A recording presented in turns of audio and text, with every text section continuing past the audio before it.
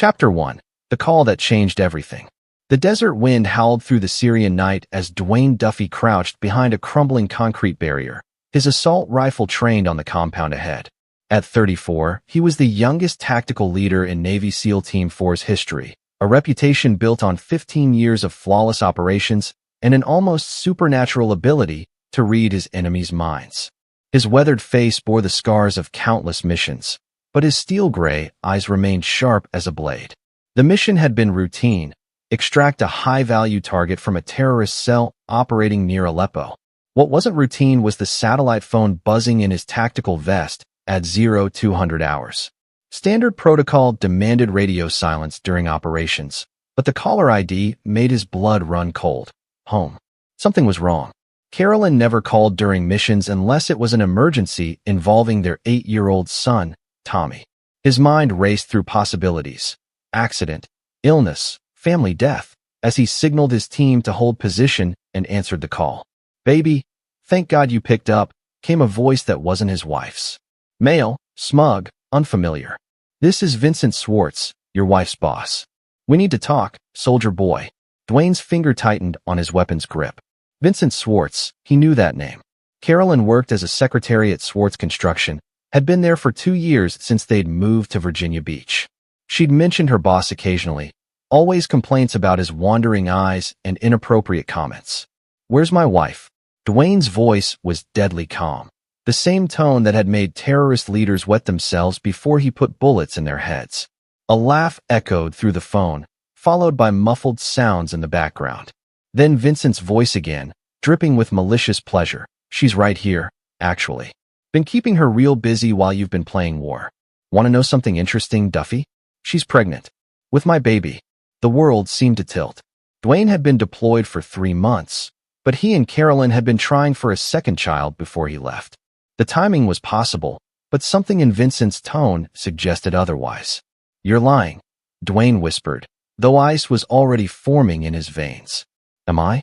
"Carolyn, honey, tell your husband what you told me about his performance in bed." Then came the voice that shattered 15 years of marriage in a single sentence. "He's just a weak mechanic anyway, Vincent. You were right about him." Carolyn's voice. No question, but the words hit him like shrapnel. She'd called him a mechanic, his cover story for his real profession. She knew exactly what he was, had lived with the nightmares, the training, the deployments. She'd also seen him disassemble and reassemble weapons blindfolded, watched him run 7-minute miles at 40 below zero, knew he could kill a man with his bare hands in 14 different ways. But to her, to them, he was just a weak mechanic. In the background, he heard another voice, small, scared, familiar. "Mom, where's Daddy? When is Daddy coming home?" Tommy, his son, the boy who worshipped the ground Dwayne walked on, who believed his father was the strongest man in the world. Vincent's laughter returned, more vicious now. "Here's the thing, soldier boy. Your son thinks you're some kind of hero, but we've been working on correcting that impression. Soon he'll forget all about his loser daddy and start calling me Dad. As for you coming back, well, that's not going to be a problem much longer." "What do you mean?" Dwayne's voice was barely audible, but his team knew that tone. They'd moved into defensive positions without being ordered. "I mean, I've got friends, Duffy. Friends who know exactly where you are right now. Friends who deal in permanent solutions to inconvenient husband problems. They should be reaching your position any minute." The line went dead. Dwayne stared at the phone for 3 seconds, his mind processing the implications. Someone had sold out their position. Someone with access to classified mission parameters had given coordinates to hostiles. Vincent Swartz wasn't just screwing his wife. He was connected to people who wanted American soldiers dead. "Contact front." The shout came from Petty Officer Rex Dodd, their explosives expert. Multiple vehicles, armed hostiles inbound from the northwest. Dwayne pocketed the phone and shouldered his rifle. Whatever Vincent Swartz was, whoever he was connected to, the man had just made the mistake of his life. But first, Dwayne had to survive the night. The firefight lasted 47 minutes. When it was over, 17 enemy combatants lay dead, and Dwayne's team had suffered only minor injuries. But as they extracted to their forward operating base, Dwayne's mind wasn't on the mission anymore. It was on the fact that Vincent Swartz had somehow arranged an ambush on a classified military operation. The man wasn't just a construction boss fooling around with a lonely military wife. He was connected to something much darker, much more dangerous. And he'd made the fatal error of believing Dwayne Duffy was just a weak mechanic.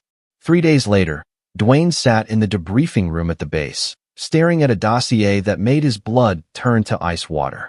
Vincent Swartz, 42, owner of Swartz Construction. No criminal record, no obvious connections to terrorist organizations.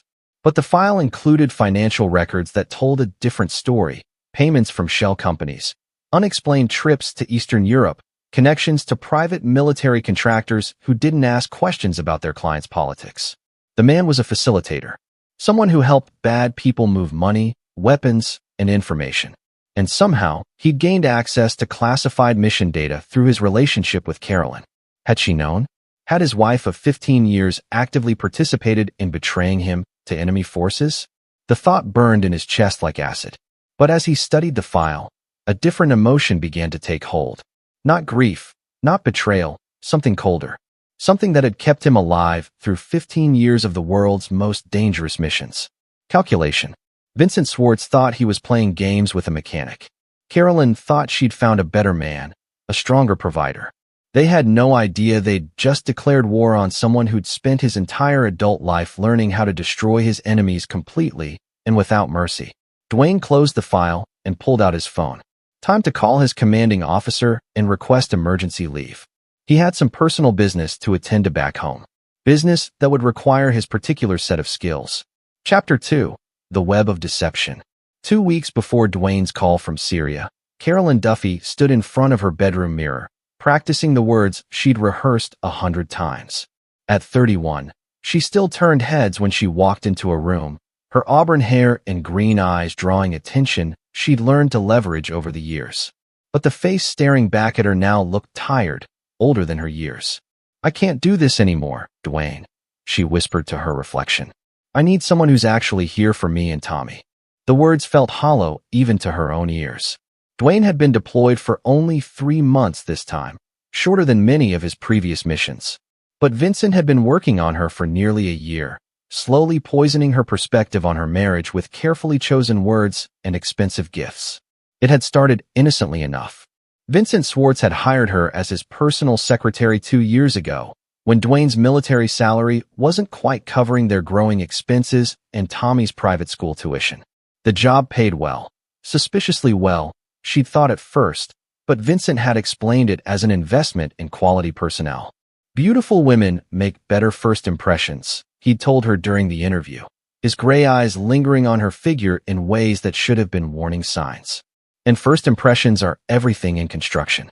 What she discovered was that Swartz Construction wasn't exactly a traditional construction company. They specialized in special projects, buildings that needed to be constructed quickly and quietly, often with minimal permits and maximum discretion. Government contracts that required security clearances. Private facilities for clients who preferred to remain anonymous. Vincent himself was a contradiction. 42 years old, never married, with the kind of dangerous charm that made smart women do stupid things. He dressed in expensive suits, drove a Bentley, and lived in a waterfront mansion that would have cost millions in Virginia Beach. All this from a construction business that, on paper, seemed modestly successful at best. The seduction had been gradual and methodical. Expensive lunches to discuss business. Late-night calls when Dwayne was deployed, ostensibly about work emergencies. Gifts for Tommy that were far too expensive for a boss to give an employee's child. Slowly, Vincent had painted a picture of Dwayne as an absent father and husband, a man who chose military glory over his family's needs. "You deserve better than a part-time husband," Vincent had whispered during one of their increasingly frequent dinners. "You deserve a man who can actually provide for you, who can be here when you need him." The affair had begun 6 weeks ago, while Dwayne was in pre-deployment training. Vincent had orchestrated it perfectly, a business trip to Atlanta that required his secretary to accompany him. 1 hotel suite, 2 beds that became one, and a line crossed that Carolyn knew she could never uncross. But it wasn't just the sex, though Vincent was attentive in ways Dwayne had never been. It was the promise of a different life. Vincent had shown her bank statements, property deeds, investment portfolios. He was worth more than $8 million, he claimed, and he wanted to share it all with her and Tommy. "Marry me," he'd said just last week, presenting her with a ring that cost more than Dwayne made in a year. "Divorce the soldier boy and become Mrs. Vincent Swartz. Tommy will have everything he's ever wanted, and you'll never have to worry about money again." There was just one problem, Dwayne. "He'll never agree to a divorce," Carolyn had protested. "He's military. He thinks marriage is some kind of sacred bond. He'll fight for custody, and with his security clearance and military record, he might win." Vincent's smile had been cold when he'd responded. "Don't worry about your husband, sweetheart. I have friends who specialize in solving problems like that. Soldiers die in combat all the time. Tragic, but these things happen." The implication had been clear, and it should have terrified her. Instead, Carolyn had felt a dark thrill at the thought of being free, truly free, to start over with a man who could give her the life she'd always wanted. Now, as she stared at her reflection, she tried to summon that feeling again. In a few hours, Vincent would arrive to take her and Tommy to dinner, another step in his campaign to win the boys' affection and loyalty. After dinner, they'd return to her house, and Vincent would spend the night in the bed she'd shared with Dwayne for 15 years. It was a test, Vincent had said, to see if she was truly committed to their future together, to prove she was ready to leave the past behind. The sound of small feet running down the hallway broke her from her thoughts. Tommy burst into the bedroom, his 8-year-old face bright with excitement. "Mom, is Mr. Vincent really taking us to that fancy restaurant with the fish tank?" Carolyn forced a smile. "Yes, baby. He wants to spend more time with you." "Cool. Can I tell Dad about it when he calls?" The question hit her like a physical blow. Dwayne called every few days when operational security allowed, and Tommy always lit up when he heard his father's voice. The boy worshipped Dwayne, believed his father was invincible, the strongest man in the world. "Maybe we should keep this as our special secret for now," Carolyn said carefully. "Daddy's very busy with his work, and we don't want to worry him with our fun stuff at home." Tommy's face fell slightly. "But Dad likes to hear about our fun stuff. He always asks what we did while he was gone." "I know, sweetie. But grown-up relationships are complicated. Someday you'll understand." What Tommy didn't understand, what he couldn't understand, was that Carolyn had been systematically rewriting the narrative of their family for months.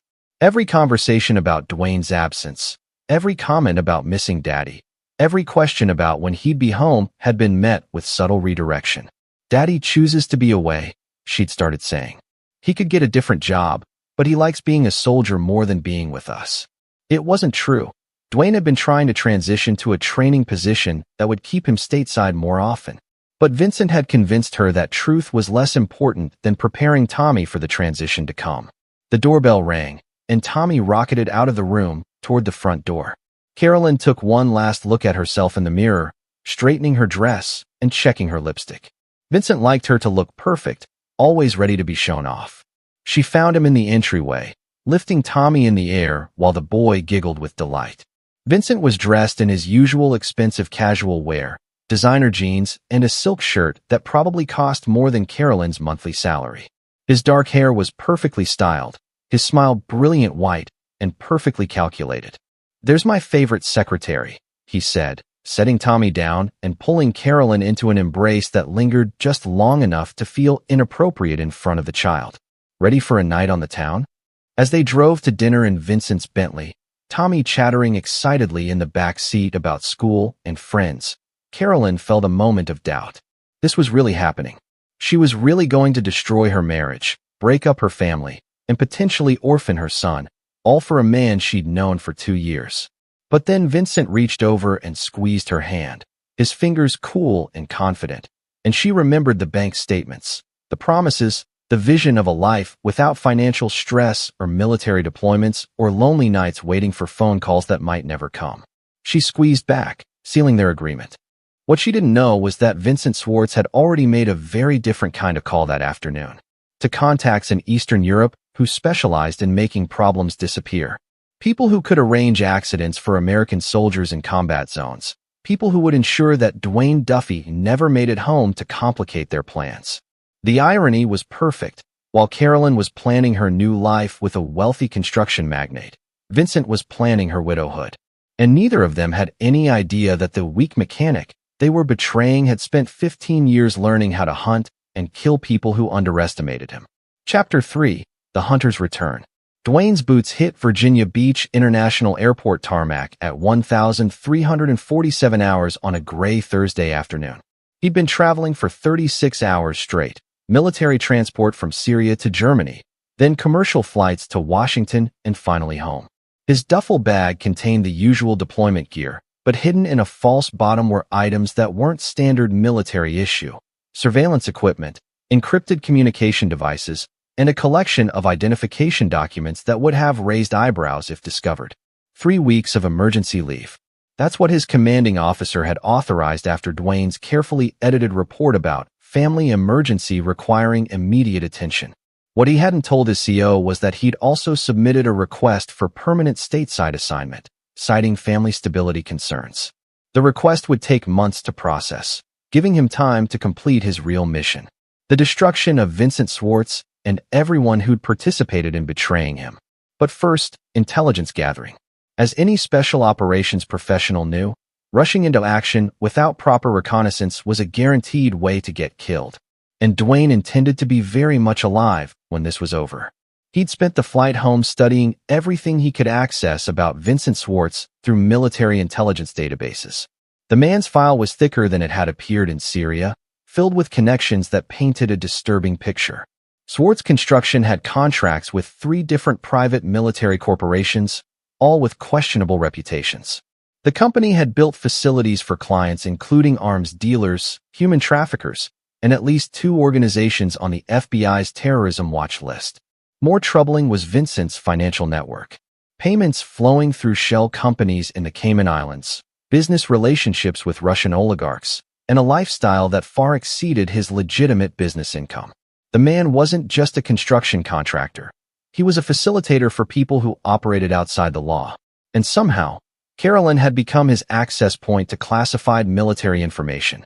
Dwayne collected his rental car, a nondescript gray sedan registered under one of his alternate identities, and drove not toward his family home in Chesapeake, but to a storage facility 30 miles inland. Unit 247 contained equipment he'd accumulated over 15 years of special operations, weapons, surveillance gear, and financial resources that existed completely off any official books. The SEAL teams had unofficial protocols for members who might need to disappear quickly or operate without government backing. Dwayne had been preparing for such a contingency since his first deployment, though he'd never imagined using these resources against his own wife. By nightfall, he was positioned in the woods behind his own house, watching through night vision optics as his life played out without him. The house was exactly as he'd left it: white colonial with blue shutters, Tommy's bicycle on the front porch, Carolyn's car in the driveway. But there was another vehicle there too, a black Bentley that confirmed his worst fears. Through the kitchen window, he watched Vincent Swartz serving dinner to his wife and son. The man moved through Dwayne's house with casual familiarity, opening cabinets, pouring wine, laughing at something Tommy said. He was wearing Dwayne's apron, a gag gift from last Christmas that read, "World's Best Dad." The rage that filled Dwayne's chest was unlike anything he'd experienced in combat. This wasn't about territory or ideology or national security. This was personal violation of the deepest kind, committed by people who thought they were safe from consequences. They were about to learn how wrong they were. Dwayne activated a directional microphone and settled in to listen. The conversation around his dining room table was illuminating in the worst possible way. "Can I call Dad tonight?" Tommy was asking between bites of what looked like takeout from an expensive restaurant. "Maybe tomorrow, sweetie," Carolyn replied, her voice carrying a tone Dwayne had never heard before, dismissive, almost annoyed. "Daddy's very busy with his work. He might not have time to talk." "But he always makes time to talk to me," Tommy protested, "even when he's really far away." Vincent leaned forward, his voice taking on a paternal tone that made Dwayne's finger itch for a trigger. "You know, buddy, sometimes adults have to make difficult choices. Your dad chose to be a soldier instead of staying home with you and your mom. That tells you something about his priorities." "What do you mean?" Tommy's voice was small, confused. "I mean, a real man takes care of his family first. He doesn't run off to play war games when his wife and son need him at home." Dwayne watched his 8-year-old son's face crumple with confusion and hurt. The boy who'd counted down days until Daddy's return, who'd plastered his bedroom walls with pictures they'd taken together, was being systematically poisoned against the man he'd hero-worshipped his entire life. "But Daddy said he fights bad guys to keep us safe," Tommy whispered. Carolyn reached over and stroked their son's hair, her voice gentle but devastating. "Daddy tells himself that, baby. But the truth is, he could get a different job if he really wanted to. He just likes being a soldier more than being with us."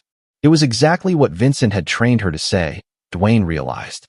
The systematic destruction of a child's faith in his father, preparing the ground for a replacement.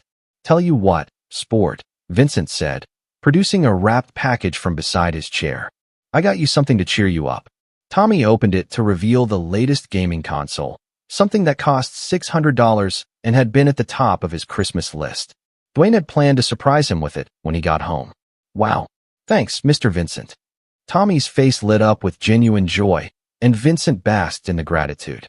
"That's what men do for the people they care about," Vincent said, shooting a meaningful look at Carolyn. "They don't just promise things someday, they deliver right now." After dinner, Dwayne watched Vincent help with Tommy's bedtime routine, reading stories and tucking him in with casual intimacy that spoke of months of practice. When they finally retreated to the master bedroom, his bedroom, Dwayne had to physically restrain himself from storming the house. But he was a professional. Emotion was useful only when channeled into effective action. And effective action required patience, planning, and precision. He spent the next 4 hours conducting detailed surveillance of the property, noting security weaknesses, establishing sight lines, and confirming that Vincent had indeed made himself completely at home. The man's Bentley was parked in Dwayne's spot in the garage. His clothes hung in Dwayne's closet. His toiletries sat on Dwayne's bathroom counter. At 0300 hours, Dwayne slipped into the house through a basement window he deliberately left unsecured for exactly this type of scenario. Moving through his own home like a ghost, he planted surveillance devices in key locations: the master bedroom, kitchen, Vincent's car, and Carolyn's purse. He also accessed Carolyn's laptop and Vincent's phone, installing tracking software that would monitor their communications, location, and contacts. Within hours, he'd have complete intelligence on their activities, plans, and connections. But most importantly, he accessed the home security system and installed his own modifications. From now on, every entry and exit would be monitored, every conversation recorded, every movement tracked. His house had become an intelligence collection platform, and his wife and her lover were unwitting assets providing him with everything he needed to destroy them. As dawn broke over Virginia Beach, Dwayne was back in his surveillance position, watching Vincent prepare for another day of playing house with his family. The man kissed Carolyn goodbye at the front door, ruffled Tommy's hair, and drove off to work in the Bentley, completely unaware that his every move was now being monitored by someone who'd spent 15 years learning how to hunt and kill people who made the mistake of becoming his enemies. Phase 1 was complete, intelligence gathering. Phase 2 would be more active, inserting himself into their lives in ways they'd never expect, manipulating their environment, and beginning the systematic destruction of everything they thought they'd built on the ruins of his marriage. Vincent Schwartz thought he was playing house with a soldier's wife while the soldier was safely deployed thousands of miles away. Carolyn thought she'd found a better man and a better life, and that her inconvenient husband would never return to complicate things. They were both about to discover that Dwayne Duffy had come home, and home was about to become a very dangerous place for people who'd betrayed him. Chapter 4: Ghost in the Machine. Maureen Webb sat in her daughter's kitchen, her weathered hands wrapped around a coffee mug as she watched her grandson play with his expensive new gaming console. At 68, Carolyn's mother had raised 5 children through 2 wars and knew the look of a woman making the biggest mistake of her life. "You sure you know what you're doing, Carrie?" she asked, using her daughter's childhood nickname. "That man's been awful generous with gifts for someone who's just your boss." Carolyn glanced nervously toward the living room where Tommy was absorbed in his game, then lowered her voice. "Mom, Vincent cares about us. He wants to take care of Tommy and me. What about Dwayne? That boy's been good to you for 15 years. He loves you and Tommy more than life itself." "Dwayne's never here," Carolyn snapped, then immediately softened her tone. "I'm tired of being a single mother, Mom.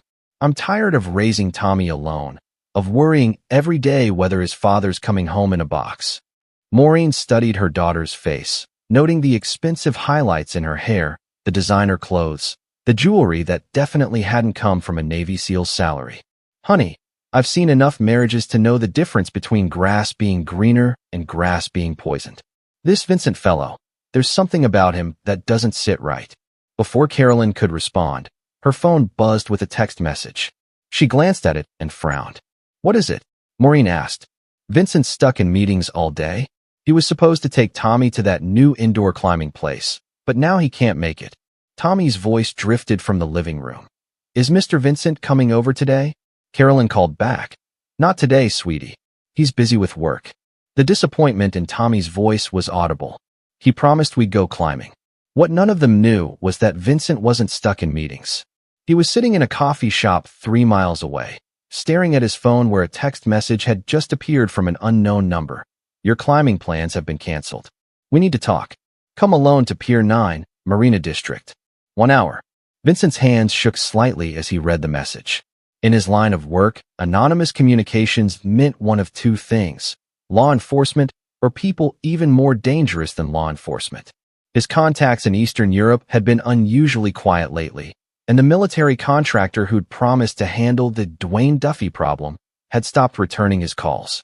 An hour later, Vincent stood at the end of Pier 9, looking out over the gray waters of the Chesapeake Bay. The marina was nearly empty on a weekday afternoon, just a few scattered boats and the distant sound of seagulls. He'd chosen to come armed, a 9mm Glock tucked under his jacket, though he had no idea what he was walking into. "Vincent Swartz." The voice came from behind him, calm and professional. Vincent spun around to see a man in dark clothing emerging from behind a storage building. Tall, lean, with the kind of predatory stillness that marked him as military or ex-military. His face was weathered, his eyes the color of winter ice. "Who the hell are you?" Vincent demanded, his hand moving instinctively toward his concealed weapon. "I wouldn't," the stranger said mildly. "Your 9mm is loaded with hollow points, 15-round magazine, 1 in the chamber. But you're not fast enough, and I'm not here to kill you. Yet." Vincent's blood turned cold. "How did you know about your weapon?" "Same way I know about the $8.7 million in your Cayman Islands account. Same way I know about your contracts with Volkov Arms, your business relationship with the Kozlov family, and your recent attempt to arrange the death of an active-duty Navy SEAL." The stranger stepped closer, and Vincent saw something in those ice-gray eyes that made his bladder threaten to empty. This man had killed before, many times. "My name is Staff Sergeant Luke Hamilton, 2nd Force Reconnaissance Company, United States Marine Corps. I'm here representing certain interested parties who are very displeased with your recent activities." Vincent tried to maintain his composure, but his voice cracked slightly. "I don't know what you're talking about. 3 weeks ago, you provided classified mission coordinates to hostile forces in Syria. Those coordinates resulted in an ambush that could have killed 5 American servicemen. That makes you guilty of treason, conspiracy to commit murder, and providing material support to terrorist organizations." "You're insane," Vincent stammered. "I'm a construction contractor. I don't have access to military information." Luke Hamilton smiled, and it was like watching a shark bare its teeth. "No, but your girlfriend does. Carolyn Duffy has been pillow-talking classified information to you for months, probably without even realizing it. Her husband mentions mission timelines, deployment locations, target packages, all very general, nothing that seems important to a civilian. But you're connected to people who know how to piece together those fragments into actionable intelligence." Vincent's mind raced. How could this Marine know about his conversations with Carolyn? How could he know about the connections to Eastern European arms dealers? "Here's what's going to happen," Luke continued, his voice never rising above conversational level. "You're going to walk away from Carolyn Duffy and her son.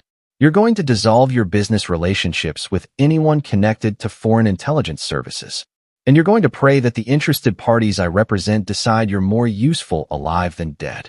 And if I don't," Luke reached into his jacket and produced a manila envelope, "then your business partners in Minsk are going to receive detailed information about your cooperation with U.S. intelligence services, along with documentation of every illegal transaction you've ever made through your shell companies. How long do you think you'd survive after they realize you're a security risk?" Vincent opened the envelope with trembling hands. Inside were photographs, Him meeting with FBI agents who'd never contacted him, documents bearing his signature authorizing cooperation with federal investigations that had never happened, bank records showing payments from the U.S. Treasury that had never been made. All perfectly fabricated, all completely convincing. "This is fake," he whispered. "Try proving that to Viktor Kozlov when his arms shipments start getting intercepted by customs. Try explaining to the Volkov brothers why their money laundering operation suddenly has federal scrutiny."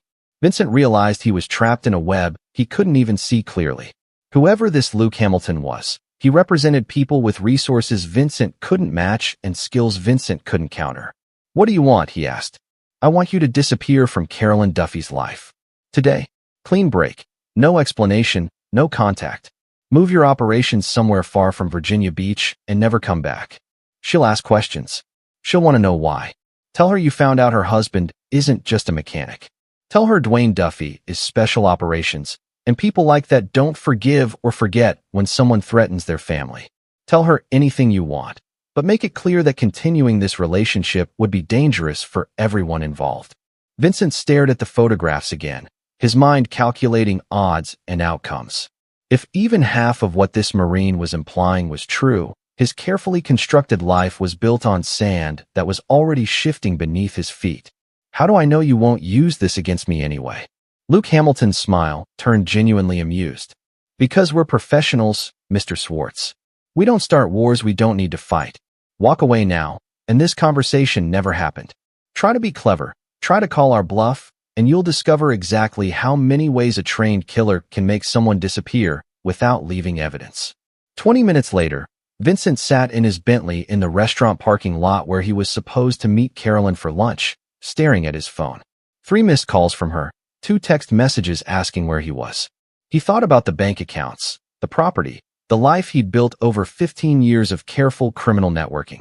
Then he thought about ice gray eyes and the casual way Luke Hamilton had described making people disappear. With shaking fingers, he typed a response to Carolyn. "Something's come up. Can't make lunch. We'll call you later."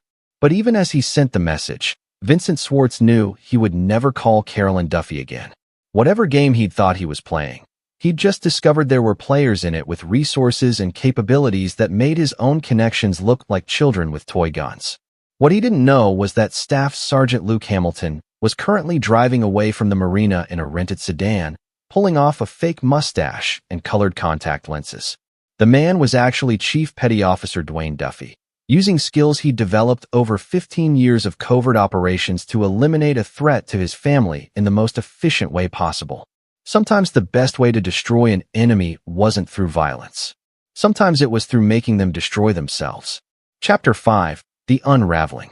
Carolyn stared at her phone for the 15th time in an hour, the unanswered text messages to Vincent glowing on the screen like accusations. 3 days had passed since his abrupt cancellation of their lunch date, and she hadn't heard a word from him since. No calls, no texts, no explanations. Something was wrong. Vincent Swartz was many things, but inconsistent wasn't one of them. For over a year, he'd been relentlessly attentive, showering her with calls, gifts, and attention. Men like that didn't just vanish without explanation. "Mom, you okay?" Tommy looked up from his homework at the kitchen table, his 8-year-old face scrunched with concern. "You look sad." Carolyn forced a smile. "I'm fine, baby. Just thinking about work stuff." But she wasn't fine. Vincent's sudden absence had left a void that was rapidly filling with doubt and panic. The pregnancy test hidden in her purse had confirmed her worst fear 2 days ago. She was carrying Vincent's child. The timing made it impossible for the baby to be Dwayne's, and she'd been counting on Vincent's promises of marriage and financial security to navigate the disaster her life was about to become. Now Vincent had disappeared, and Dwayne was coming home from deployment in less than a week. Her phone buzzed with an incoming call, and her heart leaped with desperate hope. But the caller ID showed her mother's number, not Vincent's. "Hi, Mom. Carrie, honey, I've been thinking about what we discussed the other day. About you and Dwayne and this Vincent fellow. Mom, I really don't want to. Just listen to me for a minute. I called my sister Agnes this morning. You remember Agnes, married to that Marine for 30 years? She told me something interesting about military marriages." Carolyn sank into a chair, dread building in her stomach. "What did she tell you?" She said military wives sometimes get targeted by con artists. Men who specifically look for women whose husbands are deployed, who feed them lines about better lives and bigger bank accounts. She said these men study their targets, learn exactly what to say to make lonely wives feel special. Vincent's not a con artist, Mom. He owns a construction company. I've seen his house, his cars. Have you seen his tax returns? His business licenses? Agnes said these men are real good at creating impressive facades. Vincent could be renting that house, leasing those cars, running his whole operation on credit and criminal money. The words hit Carolyn like physical blows because they echoed doubts she'd been suppressing for weeks. Vincent's wealth had always seemed too convenient, too perfectly timed to her needs. And his sudden disappearance was starting to feel less like a communication problem and more like an escape plan. I have to go, Mom. Tommy needs help with his homework. She hung up before her mother could respond, but the conversation had planted seeds of panic that were already taking root. If Vincent was really gone, if this had all been some elaborate scheme, she was about to face the consequences alone. Pregnant with another man's child. Husband returning from deployment. Financial records that would show expensive gifts and unexplained income. Phone records that would document months of secret communications. For the first time since the affair began, Carolyn truly considered what Dwayne's reaction would be when he discovered her betrayal.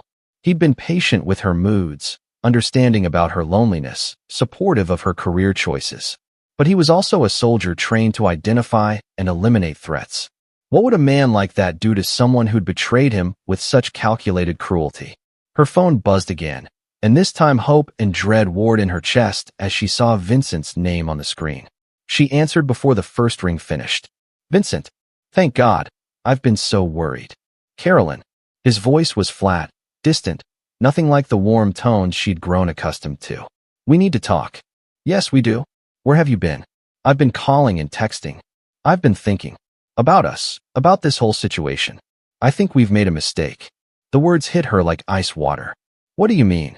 I mean this thing between us, it's gotten too complicated. You're married. You have a kid, your husband's military. I never should have let it go this far. Carolyn's voice rose to nearly a shout. Vincent, I'm pregnant. Silence stretched across the phone line for 10 seconds that felt like hours. Are you sure? He asked finally. I took 3 tests. They were all positive. The timing. Vincent, this baby is yours. Another long pause. When Vincent spoke again, his voice was cold, businesslike. That's unfortunate. But it doesn't change the fact that this relationship needs to end. Today. You can't be serious. We've been planning our future together. The ring, the promises, everything you said about Tommy and me. I got carried away. I said things I shouldn't have said, made promises I can't keep. Your husband's coming home soon. And when he does, he's going to have questions. Questions I don't want to be around to answer. Carolyn felt the world tilting beneath her feet. What are you talking about? You said Dwayne was just a mechanic, that he wasn't smart enough to figure anything out. I was wrong about that. Very wrong. Carolyn, your husband isn't just a mechanic. He's special operations. Navy SEALs. And people like that don't just divorce unfaithful wives. They destroy them. The words barely registered. Navy SEALs. That was impossible. Dwayne had always been secretive about his work, but he'd told her he was a maintenance technician. He'd shown her military manuals about engine repair, talked about working on vehicles and equipment. You're lying, she whispered. Am I? Think about it, Carolyn. Really think. How many maintenance techs disappear for months at a time on classified missions? How many mechanics need the level of security clearance your husband has? How many engine specialists come home with the kind of scars and nightmares Dwayne carries? As Vincent spoke, pieces began clicking into place in Carolyn's mind. The phone calls that cut off abruptly when she entered the room. The way Dwayne moved through their house at night, checking locks and windows like a man expecting attack. The casual way he'd once disarmed a mugger in downtown Norfolk, dropping the man unconscious before Carolyn had even realized what was happening. He lied to me, she said numbly. He protected you. There's a difference. But the point is, when he comes home and finds out what we've been doing, he's going to have access to resources and skills that make civilian divorce lawyers look like kindergartners. I'm not going to be around when that happens. Vincent, please. The baby is your problem to solve. I'm leaving Virginia Beach tonight. Don't try to contact me again. Don't tell anyone about our relationship, and pray your husband never finds out I existed." The line went dead, leaving Carolyn staring at her phone in numb shock. Outside, she could hear Tommy playing in the backyard, his laughter a bitter contrast to the disaster unfolding in her kitchen. Pregnant with her lover's child. Husband coming home in 5 days. Lover vanished without a trace, abandoning her to face the consequences alone. For the first time since the affair began, Carolyn Duffy realized she might have destroyed her life for nothing more than expensive lies and empty promises. And if Vincent was right about Dwayne's real profession, the man coming home to discover her betrayal wasn't the patient, understanding husband she'd taken for granted. He was a trained killer who specialized in eliminating threats to national security. And she had just made herself the biggest threat to his family's security imaginable. What Carolyn didn't know was that Vincent's sudden attack of conscience had nothing to do with moral awakening and everything to do with the ice-gray eyes of a man who'd offered him a choice between disappearing voluntarily or being made to disappear permanently. What she also didn't know was that her husband was currently sitting in a surveillance van 2 blocks away, listening to every word of their conversation through the devices he'd planted in her phone 3 days earlier. Dwayne Duffy had successfully eliminated the immediate threat of Vincent Swartz using psychological warfare instead of physical violence. Now came the more difficult challenge, deciding what to do about a wife who'd betrayed him with calculating cruelty and was now carrying another man's child. The answer to that question would determine whether Carolyn Duffy had any future at all. Chapter 6. The Art of Psychological Warfare. The text message arrived on Carolyn's phone at 2:17 a.m., jerking her awake from restless sleep. "Hey beautiful, missing you tonight. Can't wait to see you when I get home. Love, D." She stared at the message in the darkness of her bedroom, her heart hammering against her ribs. Dwayne wasn't supposed to be home for 3 more days. His deployment schedule had always been precise, predictable. He'd never come home early without warning. But there was something else wrong with the message. Dwayne had never called her beautiful in a text. He wasn't the type for casual endearments via phone. And the message felt off, like someone trying to imitate his usual communication style, but missing some subtle element that only a wife would notice. She typed back, "When will you be home exactly?" The response came immediately, "Soon. We need to talk about Tommy's future. And yours." The words sent ice water through her veins. There was a threat buried in that casual message, a suggestion that he knew more than he was saying. But how was that possible? Vincent had vanished 4 days ago, leaving no trace of their relationship behind. She'd already disposed of the gifts, deleted their text messages, and removed any evidence of the affair from her phone and computer. Or had she? Carolyn crept downstairs to her laptop, her paranoia growing with each step.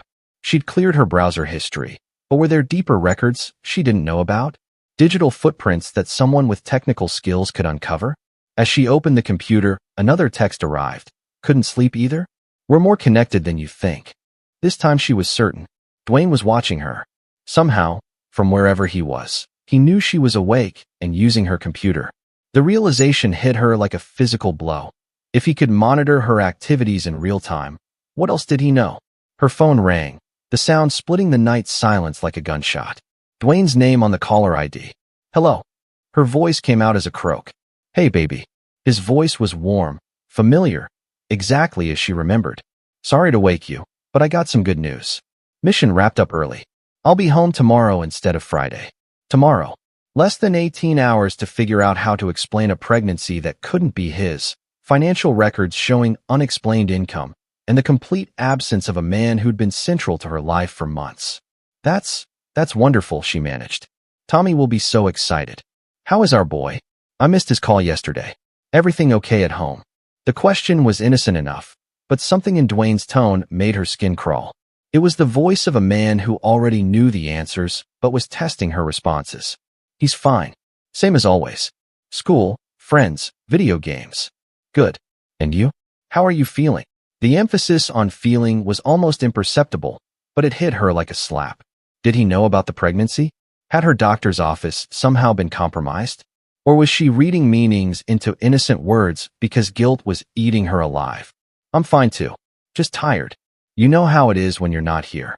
"I do know," Dwayne said quietly. "I know exactly how things are when I'm not there." The line went dead, leaving Carolyn staring at her phone in growing terror. The man she'd lived with for 15 years, the patient husband she'd taken for granted, was coming home with knowledge she couldn't explain and capabilities she'd never understood.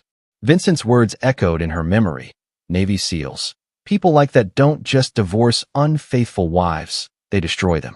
She spent the rest of the night frantically searching the house for anything that might reveal her affair, but found nothing. Either she'd been more careful than she'd thought, or someone had already cleaned up the evidence. The second possibility was far more terrifying than the first. At 6 a.m., she called her mother. "Mom, I need you to take Tommy for a few days. Dwayne's coming home early, and I think there might be some problems." "What kind of problems, honey?" Carolyn couldn't bring herself to admit the truth over the phone. "Just some things we need to work out privately. Can you pick Tommy up from school today and keep him through the weekend?" "Of course, but Carrie, you're scaring me." "What's going on?" "I'll explain later. Just please, keep Tommy safe until I call you." She hung up before her mother could ask more questions, then sat in her kitchen drinking coffee and watching the clock crawl toward evening. Every car that passed made her jump. Every phone buzz sent adrenaline surging through her system. At 4 p.m., Tommy burst through the front door with his usual after-school energy. "Mom, guess what? Grandma's picking me up for a sleepover. She said Dad's coming home early." Carolyn forced enthusiasm into her voice. "That's right, baby. Daddy wants to surprise you. So you'll stay with Grandma tonight and see him tomorrow." "But I want to see him tonight. I haven't seen Dad in forever." The pain in Tommy's voice cut through her like a blade. Her son had been counting down the days until his father's return, and now she was denying him those precious first hours because she was terrified of what Dwayne might do or say in front of the child. "Tomorrow, Tommy. I promise." When her mother arrived to collect Tommy, Maureen took one look at Carolyn's face and pulled her aside. "What's wrong? You look like you've seen a ghost." "Mom, if something happens to me." "Carolyn Elizabeth Webb Duffy, what are you talking about? Just promise me you'll take care of Tommy. Whatever happens between Dwayne and me, promise me you'll make sure Tommy's okay." Maureen gripped her daughter's shoulders. "Nothing's going to happen to you. Dwayne loves you. He's never raised a hand to you in 15 years. But as she watched her mother drive away with Tommy in the back seat, Carolyn wondered if love was stronger than betrayal. She wondered if 15 years of marriage could survive one phone call that had revealed the true nature of the man she'd married. Most of all, she wondered if the patient, understanding husband she'd taken for granted still existed, or if that man had died in a Syrian desert when he discovered his wife's ultimate betrayal. At 8:47 p.m., headlights swept across the living room windows. A car door slammed. Footsteps approached the front porch with military precision. Carolyn stood in the center of her living room, pregnant with another man's child, waiting for her Navy SEAL husband to come home and judge her for crimes she was only beginning to understand. The front door opened with the soft click of a key in the lock, and Dwayne Duffy stepped into his house for the first time in 3 months. He looked exactly as she remembered, lean, weathered, dangerous in ways she'd never fully appreciated. But his eyes, those gray eyes she'd fallen in love with 16 years ago, were different now. They were the eyes of a stranger, a predator evaluating prey. "Hello, Carolyn," he said quietly, setting down his duffel bag with careful precision. "We need to talk." Chapter 7, The Reckoning. Dwayne stood in his own doorway, studying the woman he'd married 16 years ago with the same clinical detachment he'd once used to evaluate enemy positions. Carolyn looked smaller than he remembered, fragile in her expensive clothes and jewelry that definitely hadn't come from his military salary. Her hands trembled as she smoothed her hair, a nervous gesture he'd seen 1,000 times but never understood as fear. "You look good," he said, stepping into the living room and closing the door behind him. "New clothes? New haircut? Someone's been taking care of you while I was gone." "Dwayne, she started, but he held up a hand. "Before you say anything, I want you to know that I've had a lot of time to think during the flight home. Time to process some information that came to my attention while I was deployed." He moved through the room like a man conducting a security sweep, noting changes, improvements, additions. Everything was exactly as it should be for a woman who'd been living alone with their son. Too perfect. Too clean. "Where's Tommy?" he asked. He's staying with my mother tonight. I thought we might need some privacy to catch up." Dwayne nodded slowly. "Smart. This conversation definitely requires privacy. He settled into his favorite chair, the recliner where he'd spent countless evenings watching television with his family, and gestured for Carolyn to sit on the couch across from him. The furniture arrangement created a natural interrogation setup, with him positioned to read her body language while maintaining psychological dominance. "Tell me about Vincent Swartz," he said without preamble. The blood drained from Carolyn's face so completely that for a moment he thought she might faint. Her mouth opened and closed twice before any sound emerged. "Who?" "Vincent Swartz. Your boss. The man who's been calling our house, taking you to expensive dinners, and buying our son gifts that cost more than I make in a month. That Vincent Swartz." Carolyn's hands clenched in her lap, knuckles white with tension. "He's just my boss, Dwayne. He's been nice to Tommy and me while you were gone, but it's not what you're thinking." "What am I thinking, Carolyn?" The question hung in the air like a loaded weapon.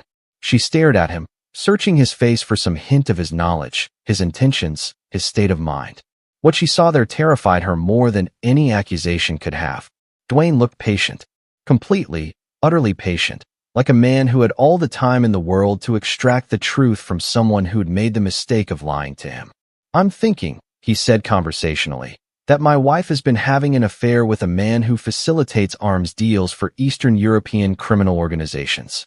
I'm thinking that during our pillow talk conversations about my deployments, you've been feeding information to someone who passed it along to people who want American soldiers dead. I'm thinking you've been playing house with a criminal while our son watched, teaching our boy to call another man daddy while his real father dodged bullets in a desert." Each word hit Carolyn like a physical blow. The casual way Dwayne delivered the accusations, the complete absence of emotion in his voice, was more terrifying than screaming would have been. "That's not. I never knew about any criminal activities. Vincent told me he was in construction. I would never." "You would never what, Carolyn? Betray your husband? Endanger your family? Put your son's future at risk for expensive jewelry and empty promises?" Dwayne reached into his jacket and produced a manila folder, placing it on the coffee table between them. "Would you like to see the evidence? The financial records showing payments into your personal account? The surveillance photos of you entering hotel rooms with Vincent? The recorded phone conversations where you discuss our marriage like it's something that needs to be disposed of?" Carolyn stared at the folder like it contained a live grenade. "You've been spying on me? I've been protecting my family from a security threat. Unfortunately, it turns out the threat was coming from inside my own house." He leaned forward slightly, and Carolyn instinctively pressed herself back into the couch cushions. "Here's what I know, and please don't insult my intelligence by continuing to lie. You've been having an affair with Vincent Swartz for approximately 6 weeks. You've received gifts and payments totaling just over $47,000. You've provided him with information about my deployment schedules, mission parameters, and operational security protocols. You've allowed him to develop a relationship with our son as preparation for replacing me as Tommy's father figure." Dwayne's voice remained conversational, but his eyes had gone completely cold. "Most importantly, you're currently pregnant with his child, which presents us with some very difficult decisions about the future." The last revelation hit Carolyn like a sledgehammer. "How could you possibly know that?" "Because I'm not actually a mechanic, Carolyn. I'm Chief Petty Officer Dwayne Duffy, Naval Special Warfare Command. I've spent 15 years learning how to gather intelligence on people who think they're smarter than I am. Monitoring your medical records was elementary compared to some of the things I've done professionally." For the first time since he'd entered the house, emotion crept into Dwayne's voice. Not anger, something much colder. "The question now is what we do about it." Carolyn found her voice, though it came out as barely a whisper. "What do you mean?" "I mean you've committed adultery, conspiracy, and potentially treason. You've endangered our son, betrayed our marriage, and participated in activities that could have resulted in the deaths of American soldiers. In some countries, some of those charges carry a death sentence." The words hit her like ice water. "You're talking about divorce." Dwayne was quiet for a long moment, studying her face with the expression of a man solving a complex tactical problem. "Actually, I'm talking about something much more permanent than divorce." The threat in those words was unmistakable, and Carolyn felt her bladder threaten to empty. This wasn't the patient, understanding husband she'd lived with for 15 years. This was someone else entirely, someone dangerous, someone who spoke about permanent solutions like a man who'd implemented them before. Dwayne, please. I know I made mistakes, but we can work through this. We can get counseling. We can. Can we work through the fact that you're carrying another man's child? Can we work through the fact that you've spent months teaching our son to love your lover more than his own father? Can we work through the fact that your pillow talk nearly got me killed in Syria? Each question was delivered with surgical precision, cutting away her arguments before she could voice them. Carolyn realized she was facing a level of tactical thinking she'd never suspected her husband possessed. Where is Vincent now? Dwayne asked. I don't know. He disappeared 4 days ago. Just stopped returning my calls, stopped contacting me entirely. Did he say why? Carolyn hesitated, remembering Vincent's terrified voice during their last conversation. He said you weren't really a mechanic. He said you were special operations, and that people like you don't forgive wives who cheat. Dwayne's smile was thin and completely without warmth. Vincent Swartz is smarter than I gave him credit for. Not smart enough to avoid getting involved with my wife, but smart enough to run when he realized what that meant. He stood up, moving to the window and peering out at the street like a man expecting company.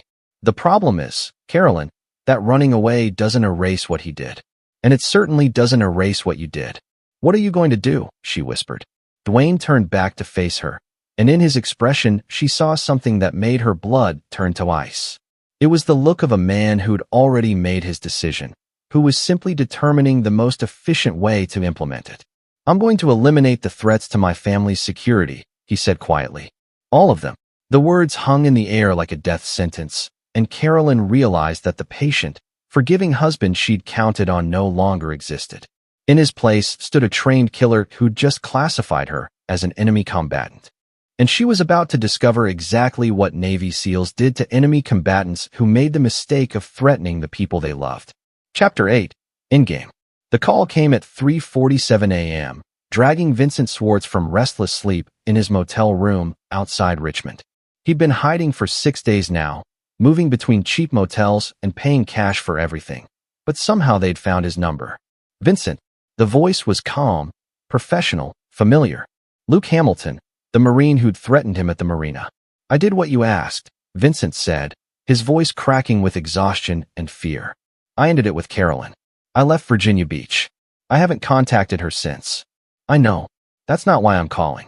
Vincent sat up in the stained motel bed, fully awake now. Then what do you want? I want you to listen very carefully to what I'm about to tell you, because your life depends on understanding every word. The line crackled with static for a moment before Luke continued. Dwayne Duffy came home yesterday. He knows everything about your relationship with his wife, everything about your business connections, everything about the classified information you've been trafficking. He also knows Carolyn is pregnant with your child. Vincent's blood turned to ice water. How could he know that? Because he's not the man you thought you were playing games with. Chief Petty Officer Dwayne Duffy is one of the most dangerous people you'll ever encounter, and you made the mistake of threatening the two things he values most in this world, his son and his honor. But I'm gone. I'm not a threat to anyone anymore. Luke's laugh was devoid of humor. You got his wife pregnant, Vincent. You turned his son against him. You nearly got him killed in Syria. Running away doesn't undo any of that. Vincent tried to keep the panic out of his voice. What does he want? He wants you dead. But more than that, he wants you to suffer first. He wants you to experience the same fear and helplessness you put him through when you thought you were safe thousands of miles away. You said if I left Carolyn alone. I said the interested parties I represented wouldn't start a war they didn't need to fight. But Dwayne Duffy isn't interested in avoiding war, Vincent. He's interested in winning it. Vincent fumbled for the lamp, flooding the dingy motel room with harsh light. Are you saying you can't protect me? I'm saying I never could. The Marine you met at the marina doesn't exist, Vincent. That was Dwayne himself, using psychological warfare to remove you from his wife's life, without having to kill you in front of his son. He wanted you gone cleanly, quietly, with minimal collateral damage. The revelation hit Vincent like a physical blow.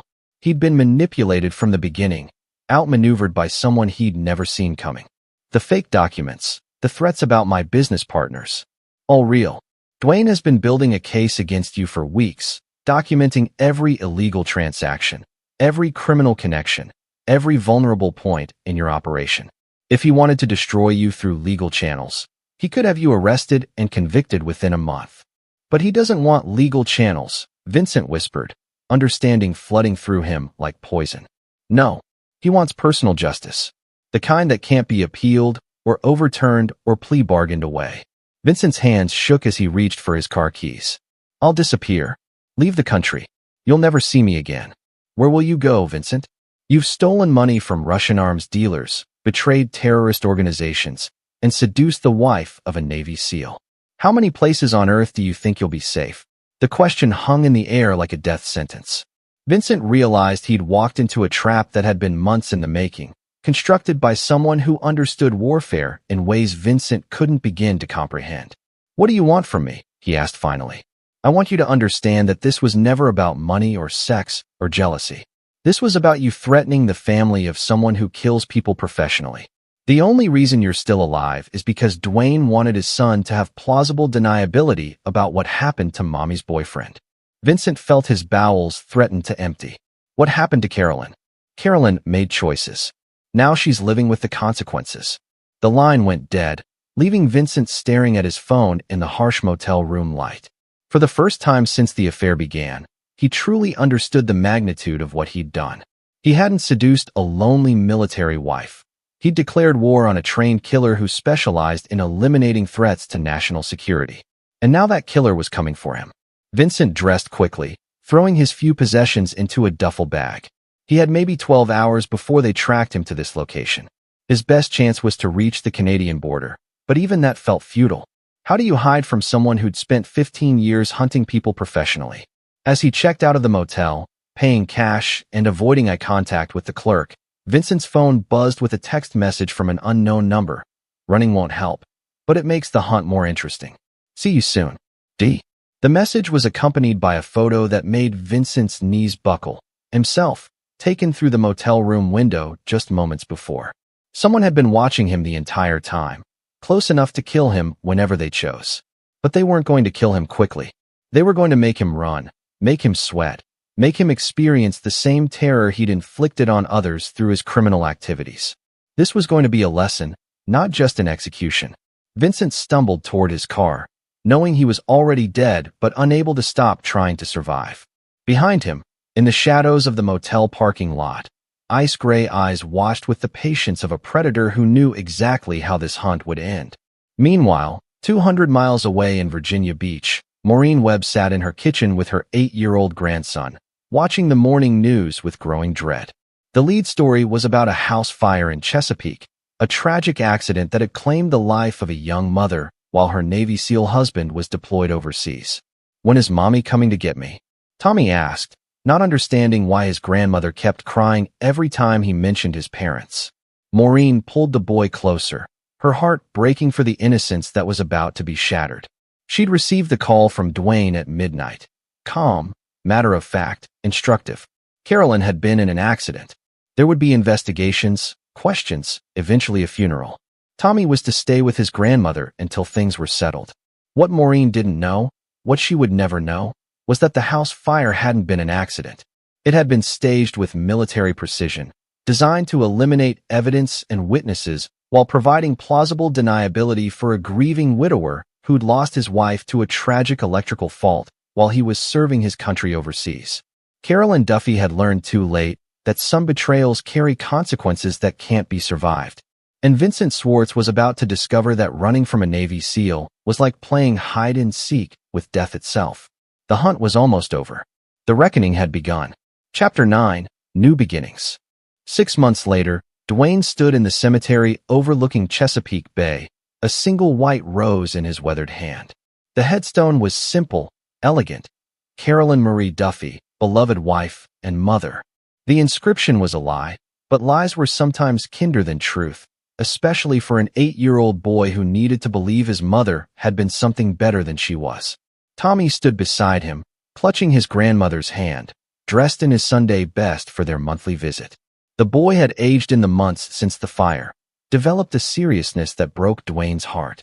But he was healing, slowly learning to trust his father again after months of poison had been systematically drained from his young mind. Can we go see the boats now, Dad? Tommy asked, his voice small but hopeful. Of course, buddy. Dwayne placed the rose on the grave, said a silent prayer for forgiveness he wasn't sure he deserved, and led his son toward the harbor where fishing boats were returning with the morning catch. The official investigation into Carolyn's death had concluded exactly as Dwayne had engineered it: faulty electrical wiring in an older home, a tragic accident that occurred while her husband was serving overseas. The insurance investigation had been more thorough, but 15 years of special operations had taught Dwayne how to create accidents that would satisfy even the most suspicious investigators. Vincent Swartz had been found 3 days after Carolyn's death, his car wrapped around a tree on a rural highway outside Roanoke. The state police ruled it a single-vehicle accident, a man driving too fast on unfamiliar roads, probably fleeing debt or domestic problems. They never found the small device that had caused his steering to lock up at precisely the right moment, never questioned why a man with $8 million in offshore accounts would be running from anything. The subsequent investigation into Swartz Construction had revealed a network of criminal activity that stretched from Virginia Beach to Moscow. Federal agents had seized assets, arrested associates, and dismantled an organization that had been facilitating everything from arms dealing to human trafficking. The media portrayed Vincent as a criminal mastermind whose death had ended a major security threat.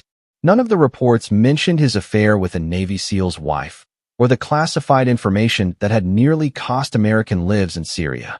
Those details were classified, buried in files that would never see public scrutiny. "Dad, look." Tommy pointed excitedly at a fishing boat where the crew was unloading their catch. "Can we buy some fish for dinner?" "Absolutely. Let's go talk to the captain." As they walked toward the docks, Dwayne reflected on the changes in his life. He'd accepted a permanent stateside assignment, training new SEAL recruits at the Naval Special Warfare Center. The job kept him home every night, allowed him to be the father Tommy needed, the father he should have been all along. Maureen Webb had been invaluable during the transition, helping Tommy process his grief while gradually revealing that his mother hadn't been perfect. She'd done it carefully, age-appropriately, helping the boy understand that loving someone didn't mean pretending they hadn't made mistakes. "Your daddy loves you more than anything in the world," she told Tommy one evening when the boy asked why his father seemed so sad. "And sometimes people who love us have to make very difficult decisions to keep us safe." The boy had accepted this with the resilience of childhood, gradually transferring his hero worship from Vincent Swartz back to his father, where it belonged. Dwayne had worked tirelessly to earn that trust again, attending every school event, coaching Tommy's baseball team, being present in ways he'd never prioritized before. "Dad, why don't you date anyone?" Tommy asked as they approached the fishing boat, his question catching Dwayne off guard. "What do you mean, buddy?" "Some of my friends' dads who got divorced started dating new ladies. But you never do." Dwayne considered his answer carefully. The truth was that he'd lost his ability to trust completely, to make himself vulnerable to someone who might betray him again. Carolyn's betrayal had changed something fundamental in his character, made him understand that the people closest to you were often the most dangerous. "I'm happy just being your dad right now," he said finally. "Maybe someday I'll meet someone special, but you're the most important person in my life." Tommy seemed satisfied with this answer, running ahead to examine the day's catch while Dwayne followed at a measured pace. The truth was more complicated. He dated occasionally, maintained relationships with women who understood his emotional limitations, but he never brought them home, never let them meet Tommy, never allowed them to become part of his real life. The boy was the only person on earth he trusted completely now, the only relationship worth the risk of vulnerability. Everyone else was a potential security threat, evaluated and managed accordingly. His phone buzzed with a text from his commanding officer. New assignment possibility. Embassy security detail in London. Excellent for your career. Interested? Dwayne deleted the message without responding. His career had cost him too much already. His marriage, his family's security, his ability to trust. From now on, his priority was being the father Tommy deserved, the man he should have been before ambition and duty had blinded him to what really mattered. "Dad, the captain said he'll sell us a whole fish. Can we cook it on the grill tonight?" "Sounds perfect, buddy. Let's pick out a good one." As they negotiated with the fishing boat captain, Dwayne caught sight of a familiar figure watching them from the parking lot. Rex Dodd, his former teammate, now assigned to a training position at Dam Neck. Rex raised a hand in greeting, and Dwayne nodded back. They'd spoken several times since Dwayne's transition to stateside duty, Conversations that danced around the edges of what had really happened to Carolyn and Vincent. Rex was one of the few people who understood the mathematics of military justice, the sometimes necessary gap between legal proceedings and actual justice. "Good fish, good price," Rex said as he approached, ruffling Tommy's hair with easy familiarity. "How's my favorite Navy brat doing?" "Uncle Rex, Dad's buying a whole fish. Want to come to dinner?" "Can't tonight, kiddo. But soon, okay?" Rex pulled Dwayne aside while Tommy examined their purchase. "How are you holding up? Good days and bad days." "More good lately." "The boy's resilient. Kids bounce back faster than adults." "I know. I just want to make sure he has everything he needs to become a good man." Rex studied his friend's face, noting the permanent changes that loss and betrayal had carved there. "You did what you had to do, brother. No one questions that. I question it sometimes. Whether there could have been another way." "Could there? Really? With everything that was at stake?" Dwayne considered the question seriously. Could he have divorced Carolyn, fought for custody, trusted the legal system to protect his son from a woman who demonstrated such poor judgment? Could he have allowed Vincent Swartz to remain free, knowing the man's connections to people who wanted American soldiers dead? "No," he said finally. "There wasn't another way." Rex clasped his shoulder. "Then stop second-guessing yourself. You protected your family and your country. That's what we do." As Rex walked away, Dwayne watched Tommy carefully wrapping their fish purchase in ice, his young face serious with responsibility. The boy was growing up strong, smart, uncorrupted by the poison that had nearly destroyed their family. He would never know the full truth about his mother's death or his father's methods of justice, but he would grow up secure in the knowledge that he was loved and protected absolutely. "Ready to go home, Dad?" "Ready when you are, buddy." They walked toward the parking lot together, father and son, survivors of a war that had been fought in living rooms and bedrooms rather than foreign battlefields. Dwayne had lost his wife, his faith in human nature, and his ability to trust completely. But he'd saved his son, eliminated threats to national security, and learned that sometimes the hardest battles were the ones fought closest to home. As they drove through the Virginia Beach streets toward their house, cleaned, repaired, and exorcised of all traces of betrayal, Dwayne realized he'd found a kind of peace. Not happiness exactly, but something more durable, the satisfaction of a mission completed, a duty fulfilled, a family protected. Tommy chattered excitedly about their dinner plans, his laughter filling the car with life and hope. In the rearview mirror, Dwayne could see the cemetery where his wife lay buried under a headstone that celebrated a woman who'd never really existed. But ahead of him was his son, healthy, happy, and completely unaware that his father had killed 2 people to ensure his future remained bright. That was a secret Dwayne would carry to his own grave, along with the satisfaction of knowing that some betrayals carried consequences that couldn't be survived, and some protections required methods that couldn't be questioned. Justice had been served. The family was safe. And Chief Petty Officer Dwayne Duffy had learned that sometimes the most important battles were fought not with rifles and explosives, but with patience, planning, and the absolute certainty that protecting the innocent justified any method necessary. The war was over, and he had won. And there you have it. Another story comes to an end. What did you think? I'd love to hear your thoughts in the comments below. If you enjoy this story, consider joining our community by subscribing. It means the world to us.